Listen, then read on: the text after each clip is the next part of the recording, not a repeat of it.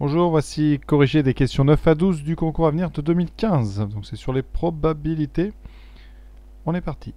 Alors, pour voir comment aborder cet exercice rapidement, je vous propose de faire un arbre.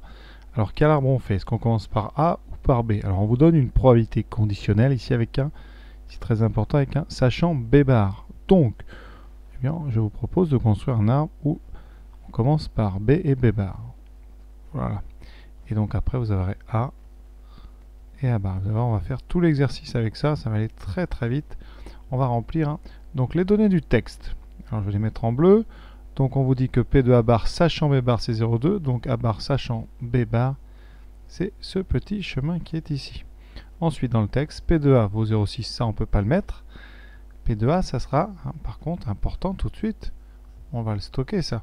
C'est P de A inter B plus P de A inter B bar. Ça veut dire que ce P de A vous l'aurez. Ça sera donc la somme du chemin qui passe par B par A, c'est-à-dire ce chemin-là, plus le chemin qui passe par B bar et A. On fera le produit des probabilités qu'on rencontre. Ensuite, P de B bar, c'est 0,6. Donc ici, on met un 0,6. Voilà. Qu'est-ce qu'on peut déduire de tout ça? Premièrement, par loi des nœuds, ici 0,6. Eh bien, ça doit faire 1. Donc 0,4. Ici 0,2. Donc on a 0,8.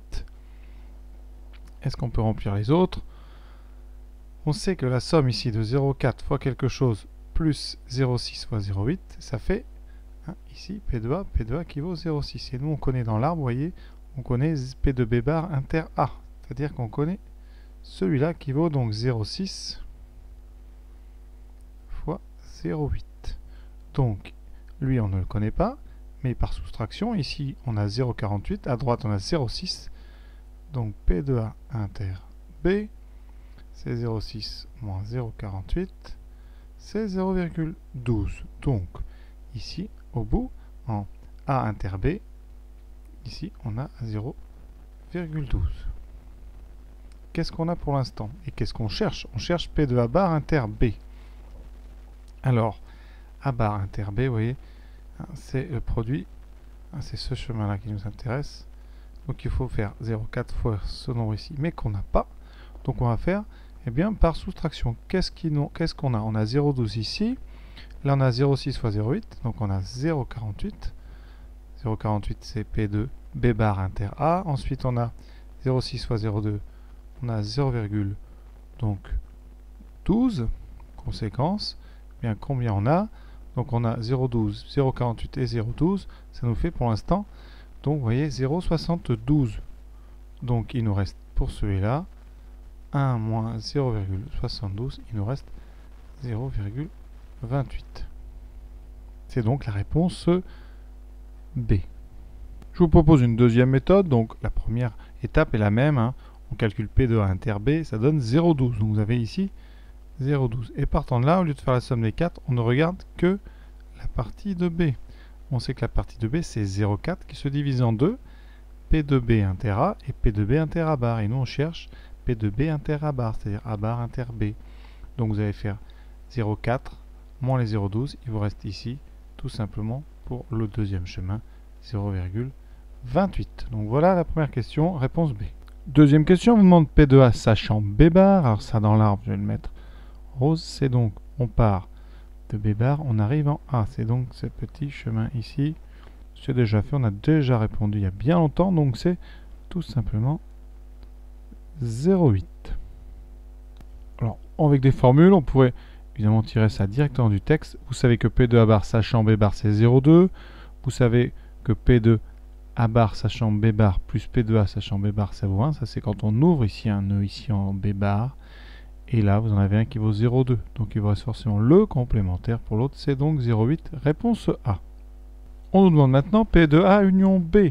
Alors, P de A union B, d'après une formule très connue du cours, c'est P de A plus P de B, mais moins P de A inter B. Pour bien visualiser ça, on peut faire ça avec des patates. On fait ici donc ce qu'on appelle un diagramme de veine. Vous avez la patate ici de A, la patate de B. Quand vous réunissez, bien, il faut faire attention à ne pas compter deux fois cette zone ici, qui est l'intersection de A inter B. Voilà, ça c'est en dénombrement. Donc en probabilité c'est pareil. Donc il faut P de A, P de B et enlever P de A inter B.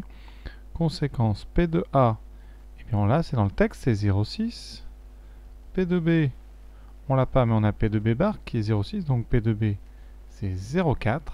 Et l'intersection, et bien dans l'arbre, on l'a déjà calculé, c'est ce fameux 0,12. On a donc 1 moins 0,12, c'est-à-dire 0,88. Donc réponse B, 3B, enfin 11B. Quatrième question sur les probas, donc une histoire d'indépendance. Alors ce qu'il y a à savoir dans le cours, il n'y a pas grand-chose. Deux événements sont indépendants si la probabilité de l'intersection c'est le produit P de A fois P de B. Et il y a une petite propriété, enfin un théorème qu'il faut connaître, c'est que si A et B sont indépendants, alors il en est de même pour A et B bar, A bar et B, et A bar, B bar. Donc si ça va nous servir, on va montrer tout simplement que A et B ne sont pas indépendants. Donc pour ça, on calcule P de A inter B, qu'on a déjà calculé, on sait que c'est 0,12. Et on calcule à côté P de A fois P de B. Alors P de A, c'est donné, c'est 0,6. P de B, c'est le contraire de 0,6, donc 0,4. Vous voyez que ça ne fait pas 0,12. Donc, A et B sont non indépendants.